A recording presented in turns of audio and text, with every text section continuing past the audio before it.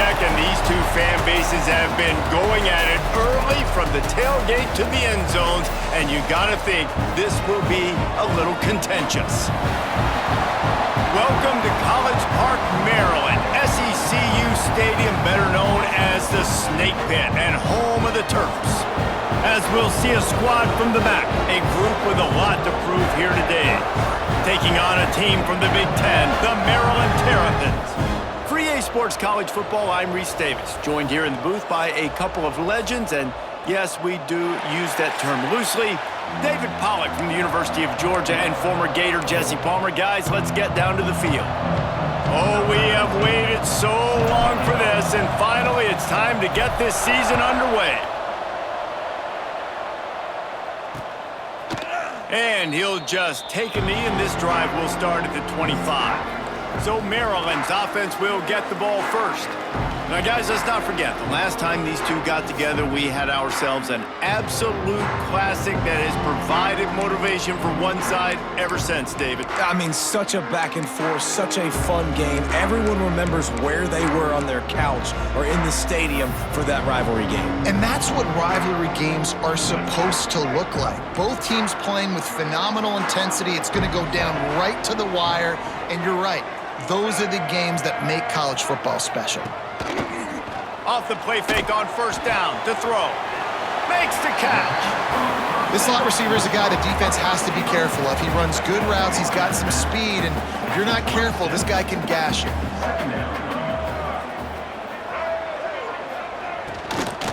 The give on the inside.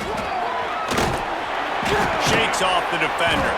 Squirts across the 30 to the 32, a pickup of 5. The Terrapins come to the line on third and short, trying to keep the drive alive.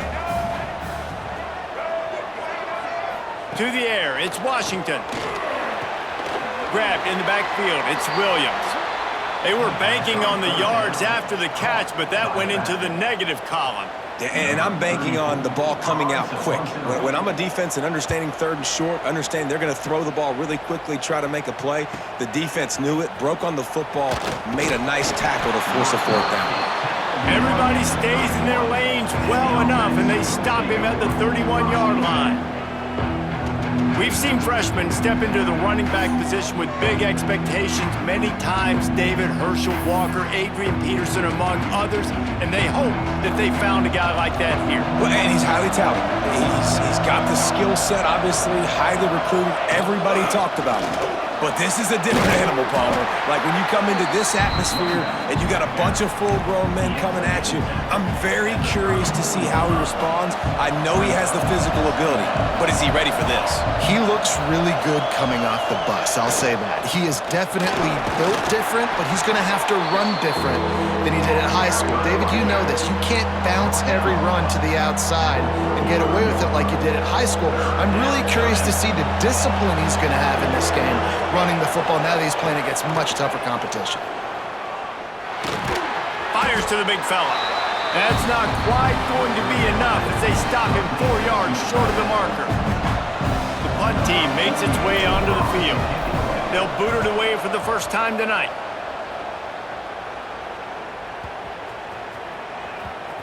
And they'll just down it right there. Here comes the Maryland offense back onto the field. They went 3 and out on their first possession, now to see if they can be more productive this time around. Fires it beautifully in on the crosser. And he gets it to the 44-yard line. It'll be a first down. Last completion moved the sticks in. Let's see if they try it again. Out of the gun, the inside handoff, looking for a crease. Got enough for the first down and wants more. And he's brought down after a nice gain. Well, obviously the offense went 3 and out on their last drive. They're having a little bit more success here. That was a nice run, and I think that's the key, guys. If they're able to run the football, they're going to be able to stay on the field. And I think that's something you want to think more about if you're the play caller on offense. And wait just a second. The official's going to take a second look at this one. And you've always got to be careful around the sideline to not step out accidentally. So that wide receiver did a really nice job on that route to bring the ball in while on a tightrope. After taking another look just to confirm everything, the officials on the field got it right. Play will stand. And the Terrapins will snap it on 1st and 10. Use the play fake, now to throw. It's complete. He'll be brought down at the 3-yard line. An explosive play in the passing game has him on the doorstep. The Terrapins trying to pay off the threat on 1st and goal. Gets it out fast. And this one will be stopped for no gain. I'll tell you, I just don't like throwing wide receiver screens against press man coverage. Receivers are not great blockers, and they just couldn't get it done there, and as a result, the offense actually loses a couple of yards. After getting knocked back, it's 2nd and goal from the 4.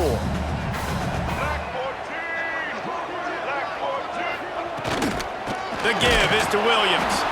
And there was nowhere to go, just stopped in his tracks in the backfield. It's looking like they're going to have to try to throw this one into the end zone here on 3rd down, David. Quarterback's got to be careful. Can't get greedy because you know these windows, they close fast. Extremely tight windows. Find your big body guys that you know can win in contested situations here on 3rd down. Unleashes to the end zone. And that ball was in harm's way, and he is lucky to get that one back. He'll send out the kicker here. And the holder will spot it on the 14 for a 24-yard attempt. It's good. Easy call for the refs.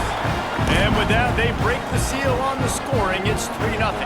After that last field goal drive, they're set to kick it away. He'll bring it out. It's Benton.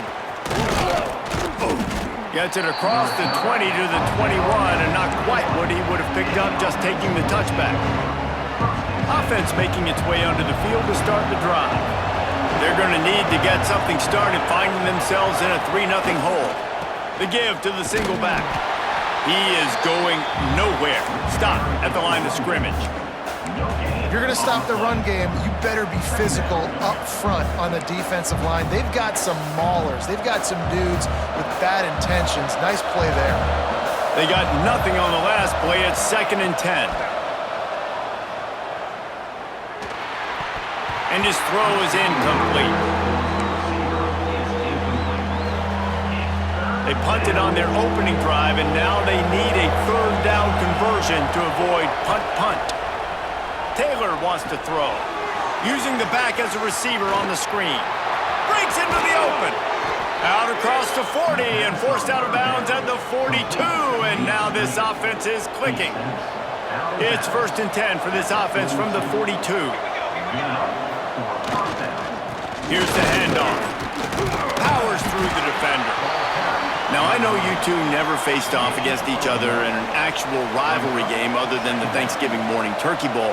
But knowing you two the way I do and the way you know each other, Jesse, what would you have done to try to throw Pollock off a little bit on a stage like this? In our opening 10-play script, I would have had David Pollock cut blocked, maybe even double team high load, chop blocked on every single play early. Which is illegal, you bum. That's fine. But that's fine. You know what? I guess in retaliation... Turning on the Jets. They ripped off a big one, and they get it down to the 27. That is a total bust by the defense. You can't go out there with 6 DBs and allow a wide receiver to be that wide open, make the catch, and then even make a nice run after it. Somebody made a big mistake in the back end. And those body blows really, really matter. Like, I want to be able to hand the ball off to my running back 10, 15 times a game. Make the defense tackle them, wear them out. Sometimes these 3 to 4 yard runs, later in football games, they turn into 5 to 15 to 20-yard gains just because of the body blow effect.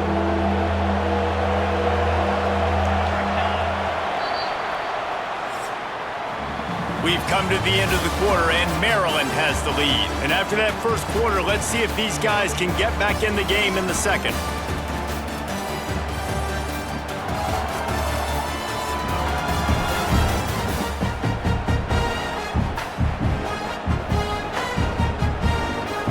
This offense had a little extra time to think about it. Let's see what they have on 3rd down.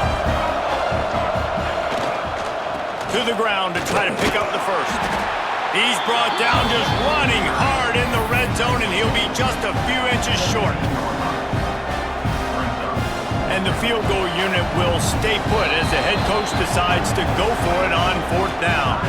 Timeout call by the defense. It's their first of the half as they'll make some adjustments.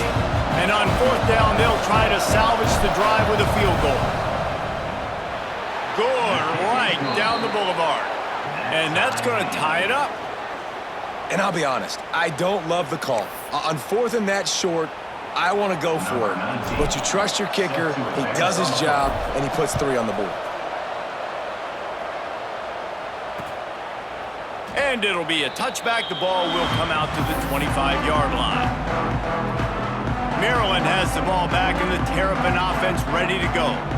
And to settle for the chip shot field goal last time, Jesse, they'd love for this one to pay off bigger. Yeah, it just comes down to execution, too. Did a nice job out in the field, stalled a little bit once they got down to the goal line.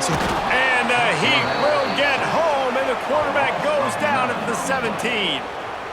That defender is a matchup nightmare for any offensive lineman to block. He's got athleticism, he's got length, he's got flexibility. He put it all on display on that sack. He's past the 30, and the defense makes a big hit and knocks him down. These are the ones in the stands where you get booed if it doesn't work. Why would you run the ball on 2nd and long? You stink, OC. Or you get the big applause, and you're like, yes, nice job.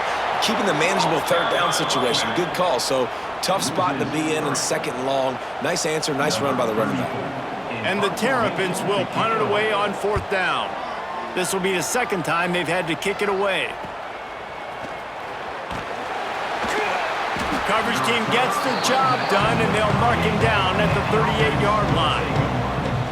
Let's see what this offense has dialed up this time. Taylor wants to throw it. Using the quick game.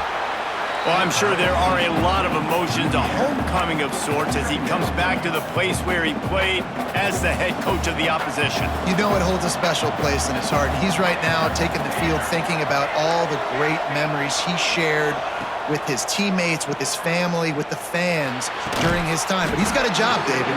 He's coaching on the other sideline this one, and he wants to get the win for his team. Oh, you dang right. And you got to pull back those feelings. It's great to be home. It's awesome to be where it started, but you're also paid to do a job, and you're paid by the other side. And right now, you want to go win, and you want to beat this